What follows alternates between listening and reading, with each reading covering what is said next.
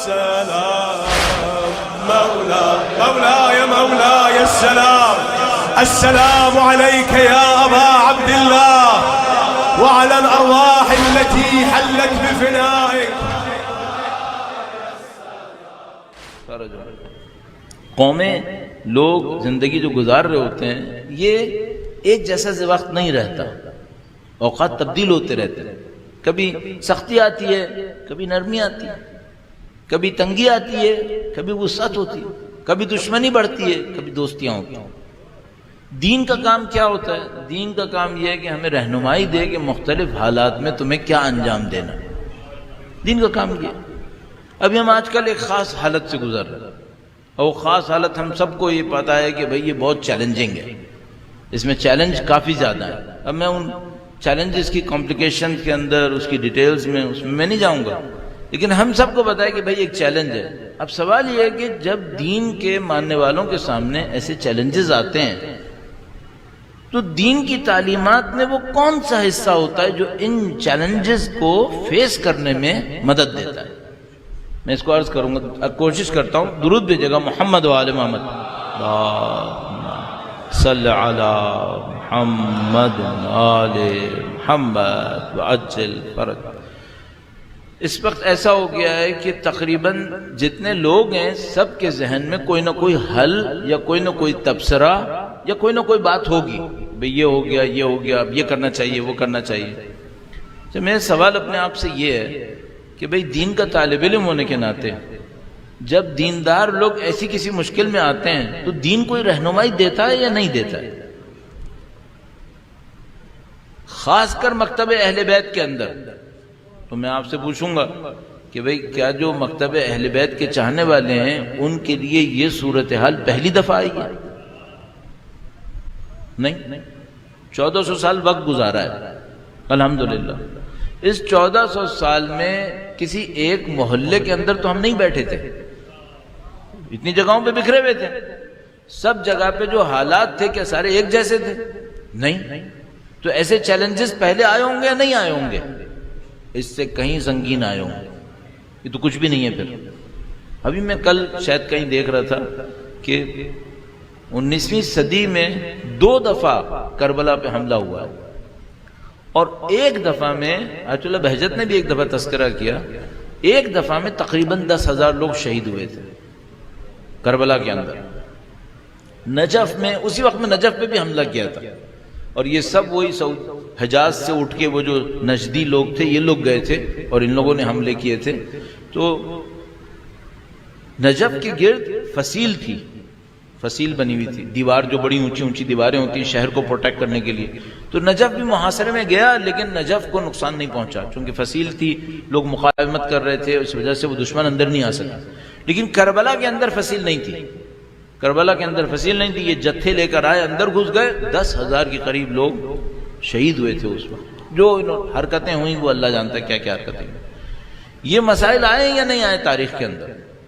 بہت ہیں، بڑی بڑی سختیاں جھیلی. ان سب سے یہ قوم نکلتی کیسے ہے؟ کیا ہوتا ہے تو پھر یہ مسائل ختم ہو جاتے ہیں؟ کیا ہوتا ہے کہ مثال کے طور پر پھر ایک دفعہ سیکھ لیتے ہیں کہ نہیں اب یہ نہیں ہونا، تو پھر نہیں ہوگا پھر انشاءاللہ. اس وقت جب وہ حملہ ہوا تھا نا، اس کے چند سال کے بعد دوبارہ بھی ایک اور حملہ ہوا تھا، 2 دفعہ حملہ ہوا تھا. الحمدللہ رب العالمین. اس وقت سے لے کر اب سب سے نزدیک اگر کبھی آئے تو یہ داعش آئے تھے، داعش آئے تھے. اور یہ شاید اپنی دانش میں یہ سوچ رہے تھے کہ 125 سال پہلے والا کیس ریپیٹ ہوگا، یہ اپنی دانش میں سوچ رہے تھے. اچھا اب فصیل بھی کوئی نہیں ہے، اب فصیل نہیں تھی، اب تھی اہل بیت کے چاہنے والوں کی فصیل. اب دیوار نہیں تھی، اب خود بندے تھے. مرج تقلید کا حکم تھا اور انسانوں نے کئی لاکھ میں جا کر دفاع کے لیے اپنی جانیں لگائیں. سیکھ لیا نا، ایک تجربہ ہو گیا. 100 سال 125 سال پہلے اس سے ایک بات سیکھ لی. کیا سیکھا مجھے؟ کہ بھائی جب وہ ٹائم آئے پھر جان دینی ہے، دفاع کے لیے کرو، جو کچھ بھی کرو جان دینی ہوتی. اچھا یہ تو خیر میں کہوں گی یہ پھر بھی چھوٹا چیلنج ہے. چھوٹا چیلنج کیوں ہے؟ حملہ جسم پر ہے، جسم پہ حملہ چھوٹا چیلنج ہوتا ہے. سخت حملہ کب ہوتا ہے؟ سخت حملہ وہ ہوتا ہے جب فکر کے اوپر ہوتا ہے، وہ سخت حملہ ہوتا ہے۔ سخت حملہ کب ہوتا ہے؟ جب کنفیوژن آتی ہے، اس کو ہم کہتے ہیں فتنہ۔ جب فتنہ پھیلتا ہے تو چیلنج بہت زیادہ سخت ہوتا ہے اس کے مقابلے میں کہ جنگ ہو رہی ہو۔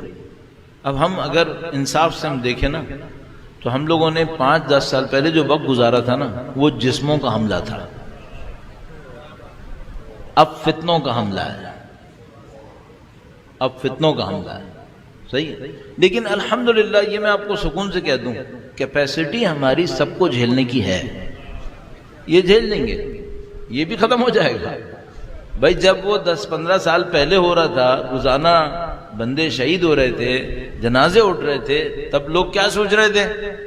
پتہ نہیں کیا ہونے والا ہے، یہ ہونے والا ہے، وہ ہونے والا ہے۔ کیوں ڈریں؟ کیوں گھبرائیں؟ جس قوم کا وارث نہ ہو وہ گھبرائے۔ زندہ باد، زندہ باد، مرد آباد، مرد آباد، یا اللہم صل علی محمد وآل محمد وعجل فرج۔ دیکھو بھائی، ہم لوگ ایک نظام کے اندر زندگی گزار رہے ہیں، اس نظام کا ایک سردار ہے، اور وہ سردار آگاہ بھی ہے، بابصیرت بھی ہے، نمائندہ خدا بھی ہے۔ بھائی اس سردار نے ہمیں چھوٹے سے ایک گروہ سے نکال کر دنیا کی طاقت بنایا ہے۔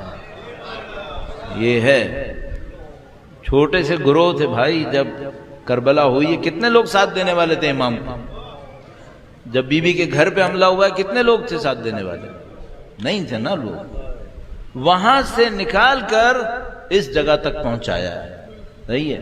یہ بغیر چیلنجز کے نہیں ہوا ہے، ایسے پتہ نہیں کتنی دفعہ آئے اور گزر گئے ہیں۔ یہ سارے حالات تو کچھ بھی نہیں ہیں۔ پھر ہم الحمدللہ اس زمانے میں جب ایران عراق میں مسائل چل رہے تھے، جنگ چل رہی تھی، تو 4 سال میں نے جنگ کا دور گزارا ہے وہاں، تو میں اپنی آنکھوں سے وہ دیکھ چکا ہوں کہ جس کو دیکھ کر عام آدمیوں کا تو ویسے ہی پتہ پانی ہو جاتا ہے کہ بھائی یہ کیا ہے، صحیح ہے۔ اس کے باوجود گزر گیا نا، الحمدللہ رب العالمین۔ اچھا ایک بات ہے، طاقت میں کمی آئی یا بڑھ گئی؟ بڑھ گئی الحمدللہ۔ اٹھاؤ کوئی بھی دور اٹھا لو، آج سے 50 سال پہلے، 100 سال پہلے، 200 سال، 400 سال، صرف ایک بات جانتا ہوں، یہ ہوتا ہے کہ ایک لہر بنتی ہے لیکن اگلی موج پچھلی سے بہت اوپر جاتی ہے، یہ ہوتا ہے، یوں ہوتا ہے، پھر اوپر جاتی ہے، پھر وہ اس سے اوپر جاتی ہے۔ تو یہ 1300 سال، جتنے سال، 1400 سال، جتنا بھی ٹائم گزرا ہے، یہ ایسے ہی گزرا ہے لیکن سرخرو ہو کر ہوا ہے۔ تو گھبرانے کا مسئلہ نہیں ہے۔ وہ کسی نے کبھی مجھ سے کہا، جب 2004-05 تھا، جب صدام کا دور ختم ہوا، امریکہ آیا اور اس نے نجف کی طرف حملہ کیا، کربلا کی طرف گئے، یہ ساری باتیں ہوئی، تو کسی نے مجھ سے کہا کہ اب کیا ہوگا، یہ امریکنز یہاں پہ آ گئے۔ تو میں نے اس سے کہا کہ دیکھو بھائی، ہم لوگ ان روزوں کے اطراف میں نا 1200 سال سے بیٹھے ہیں، صحیح ہے۔ اس دوران چنگیز اور ہلاکو بھی آ کے جا چکے ہیں، ہم نہیں ہلے ہیں یہاں سے، صحیح ہے۔ یہ امریکہ کچھ بھی نہیں ہے، اس نے جانا ہے۔ ہم کل بھی یہیں تھے، آج بھی یہیں ہیں، کل بھی یہیں رہنا ہے ہمیں۔